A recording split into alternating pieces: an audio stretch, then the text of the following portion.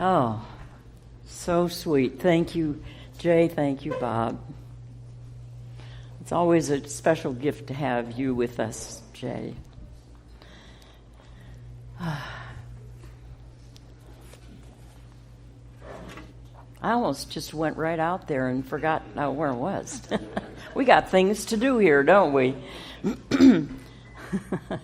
You don't hear that song playing in the big box stores very much now, do you? Wouldn't that be something if you got into one of the big box stores, the ones that really play the music especially loud over those bad speakers, and then all of a sudden heard Reverend Jay, his voice wafting, "It's a gift to be simple." The big box stores, the malls, what I'm talking about are the ones that are referred to, for example, by the great metaphysical master and humorist Dave Barry, who said, "Once again we come to the holiday season, a deeply religious time that each of us observes in our own way by going to the mall of our choice." It was like the little boy on Santa's knee in one of those malls. He had a long list of requests for Santa. And he wanted a bicycle, a sled, he wanted video games, he wanted skates, baseball, glove, and more. Santa listened, and then he thought, and then he said, "Well, that's a very, very long list, young man. I will have to check my book to see if you've been a good boy this year." And the little boy immediately said, "Never mind, I'll just take the bike."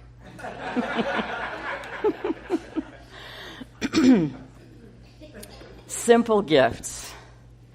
The theme of that lovely, simple song is at the heart of my message for you today.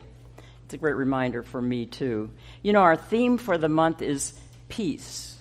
And I was thinking about this, and I'm sure there are many, many acronyms we could derive using PEACE, but here's what I came up with, and I'd like you to take this with you this season. PEACE, practice enjoying abundant contentment and ease. P, practice. E, enjoying. A, abundant. C, contentment. What's that?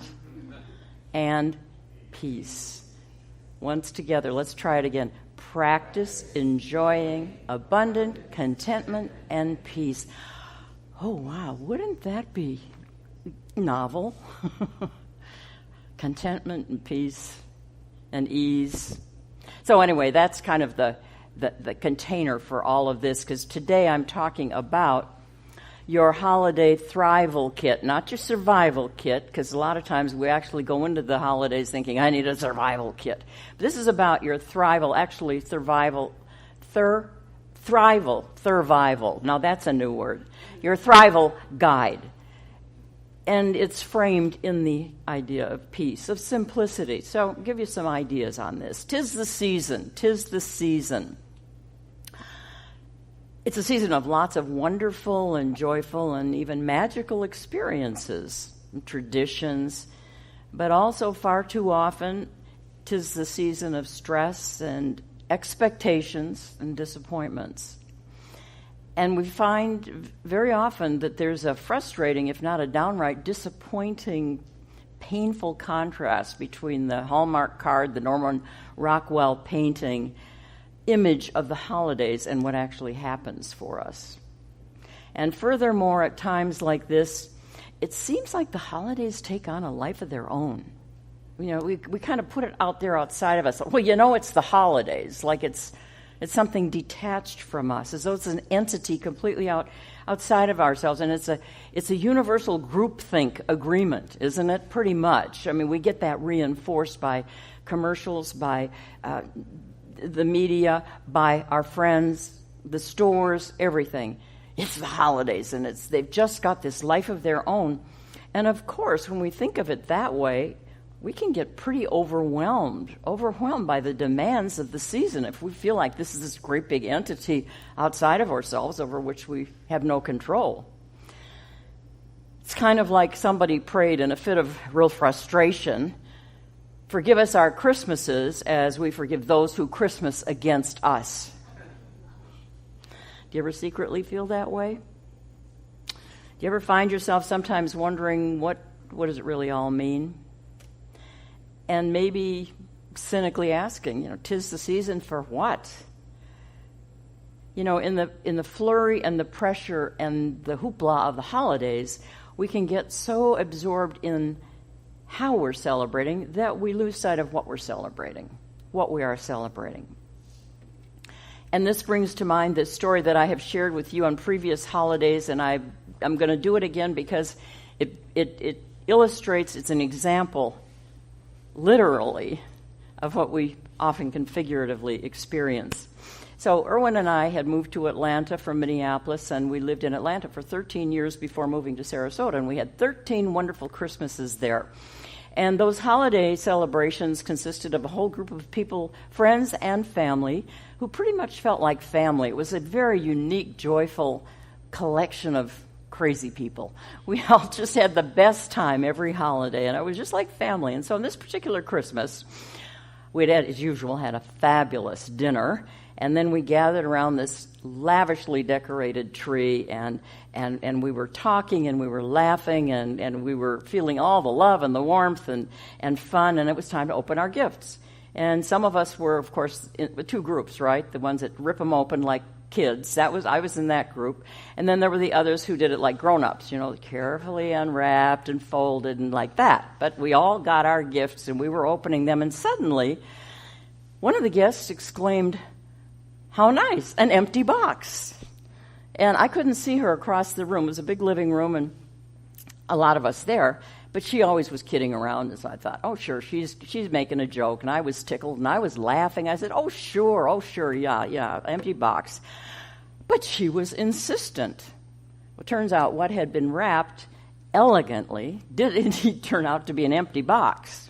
But here's the embarrassing part. It was the gift I'd given her. Totally unaware, of course, that it had been an empty box. See, inside was supposed to be this beautiful, fragile glass candle holder, and I hadn't thought to check the contents. When buying it, the salesperson in the store, there was a big display of a lot of boxes and then this glass candle holder on top, which I assumed all the boxes had candle holders in them. And so she handed me one, and I paid for it and went off and wrapped it and everything. And it was so lightweight that you really couldn't tell if there was something in the box or not. And I knew my friend would just love it. Well, I will confess, I did. She was telling the truth, and I did go back to the store, and I did make right. I got her a candle holder, and the people in the store had a good laugh over that, too. Maybe they learned a lesson. I don't know. And I wondered if I'd ever live that one down. And we laughed a lot about it. But, I'm using that story because sometimes it isn't so laughable. Sometimes our holiday experiences can actually be like that, eager anticipation, and then the disappointment of opening up that empty box. There's nothing in here. So I've given it a name, the empty box syndrome. The empty box syndrome. And what does that mean? Well, the empty box syndrome can be a lot of things. But for example, it can be the loneliness we might feel despite all the holiday partying and celebrating and socializing. Have you ever been, and I have been in some of those situations, and everything looks so happy and delightful and bustling, and just feel lonely in the middle of it. Empty box syndrome. Another might be all the elaborate gift giving and receiving. We have our list, and we get all these wonderful gifts, and we get gifts, and that's a wonderful aspect of the holidays of Christmas. But sometimes that can be somehow overkill, and it ends up being empty. You think, oh, God, I'm glad. I don't know what to get these. Oh, yes, I'll get them that. All right, I got.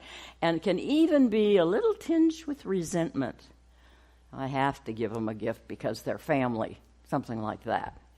Empty box syndrome. Another might be that sense of emptiness that we feel when we're observing holiday traditions that used to be warm and meaningful, and then they just don't have that. Empty box syndrome. And I think this is because we've lost sight of what we're celebrating. We got all busy in how we're celebrating.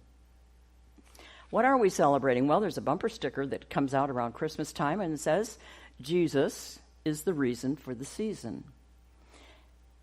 And that's ironic because usually we're running around like as though retail was the reason for the season, or excess is the reason for the season, or family drama is the reason for the season. Or you could probably add some of your own. Well, consider this idea central to your holiday thrival guide, that you are the reason for the season. You are the reason for the season. Now, I'm not being sacrilegious, and I'm not telling you to go off and be all self-absorbed and selfish. By that I mean the true message of the holiday season is that it's an invitation for you and me to once again give birth to the divinity within us, the Christ presence that is in us all the time. Maybe I should say give birth to the awareness again of that Christ presence that is within us. What is that? What does it look like? What does it feel like? It's simply that glimmer of our innate highest and best potential to love and create. We all have that in us, but we forget, we lose sight of it. And so this is a time to give birth to our awareness of the Christ presence in us, which is innate in us, our highest and best potential to love and to create. Dr. Ernest Holmes, the architect of our philosophy of science of mind, said, "There is something in me that rebuilds and reforms all of my environment and me every single day, and this is what Jesus came to show. And each of us has this something. And that is the reason for the season.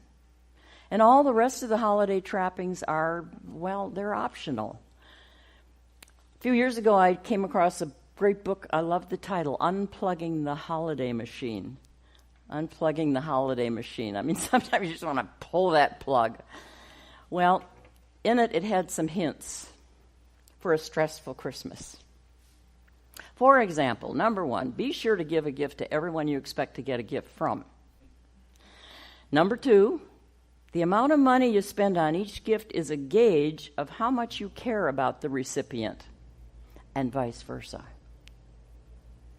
3, if you're guilty for any reason, spending time or misbehaving, whatever you're guilty about, give extra expensive gifts.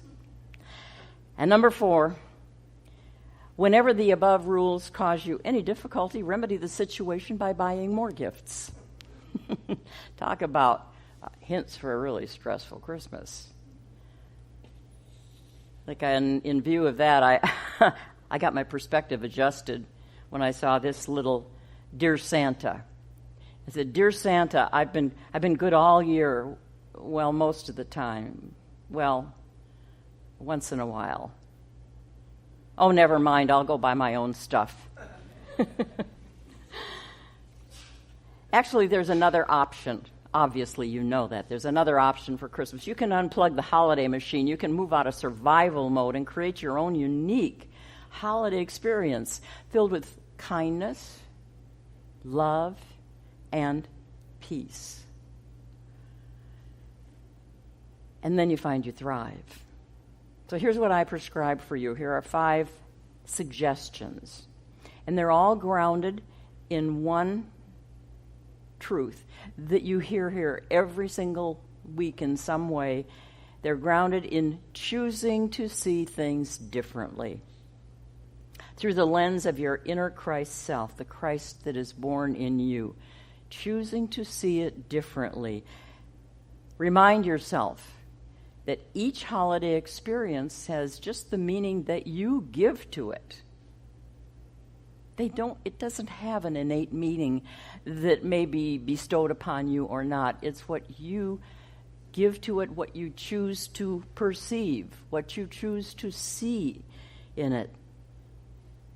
And that's the beauty of this teaching of science of mind, is that we always are reminded that no matter what the condition, what the circumstance, life is an inside-out proposition, isn't it?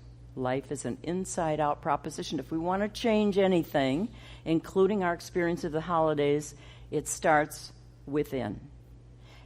And yes, we may change some outer things, but the first thing to do is change our inner perspective, our perception. What meaning do I choose to bring to this? The operative word is choose. So, here's the first choice. It can be like Scrooge, bah humbug, all the way through the holiday season. Or we can create something lovely. Remember Auntie Mame? We Need a Little Christmas during the Great Depression. I love that movie. I love that reminder. I love when she sings it and she just comes sweeping in. When there's nothing, they're destitute. But we need a little Christmas. We have a choice. You're going to be Scrooge, you're going to be Auntie Mame. Second thing, choose this. And this goes along with the song that you heard Jay and Bob do. Less is more. Less is more. Try maybe simplifying. One less gift, one less party, one less event. Now, this might feel a little awkward at first because you've always gone to so many certain parties, certain events, given certain gifts, and now you're going to make a little change. It might feel a little awkward. But check it out. Simplify it. Less truly is more. Just try it. Remember, to help you out with this, no is a complete sentence. You've heard that here many times before, but no is a complete sentence. Whether it's you're telling yourself, no, I'm not going to go into this excessive should survival mode, or whether you're politely saying, no, I won't be able to make it to this event, this party, and so on. No is a complete sentence. You don't have to go into elaborate excuses, explanations. And remember, when you do this, you're saying yes to yourself. You are saying yes to the self of you that wants to express with freedom and lightness and joy and peace and the Christ self within. So sometimes when we stop and we think, oh, I don't want to say no because that's so negative. But just remember, you weigh it in your mind, your heart. Remember, it's your choice. And then realize, I've just said yes to me. And it feels, if I feel more alive in doing this and more magnanimous and more gracious and more peaceful, guess what? I have just opened myself up to the presence of Spirit in me to express. All right, the third choice would be don't compare. It's so easy, especially at this time, to compare ourselves to how other people are celebrating, how they're decorating, how they're cooking, how they're giving gifts, how many gifts they can give, and maybe your budget is such that you can't give all those gifts. Whatever it is, we start comparing, and guess what? Usually when you compare, you come up short, don't you? So let's just say, eliminate that. We don't need to do that. If we want to really thrive during the holiday season, stop comparing. Let your uniqueness express and be quite enough, in fact, more than enough. And again, that's thriving. That's not surviving. And number 4, walk slowly. Try this. Try just sauntering through the mall or wherever you are when people are racing around and harried and rushing and loaded down with packages and everything. Remember what Gandhi said, there's more to life than increasing its speed. So there's more to Christmas than increasing its speed. So just for the fun of it, to really give yourself the message, I'm going to thrive. I'm not going to just survive. Slow down, saunter, and if you can, smile. Just a little smile anyway while you're sauntering, because here's the thing. When you do that, it actually does set off a kind of a message to your brain, a physiological message to your brain. And when you smile, it tells your brain, oh, something happy's going on, and I better start kicking out those feel-good chemicals, endorphins, and the things that naturally give us a lift. Saunter and smile. That certainly is not the stuff of surviving. It's the stuff of thriving. Number 5, the final one, be in the moment. Be in the moment. Again, during the holidays, it's a countdown. How many days till Christmas? I've got this many shopping days left. I've got this many hours left. I've got this many it's a time task math problem. How about just being in the moment, have you noticed how many delicious moments there are during the holidays? I mean, just taking in some of the visual things or the music, depending what really lifts your spirit. And just stop and enjoy those moments. And remember, being in the present is really the best present you could give yourself and the best present you could give someone else. So this holiday, let's be gentle with ourselves, be gentle with each other. Simple gifts. And here's the thing.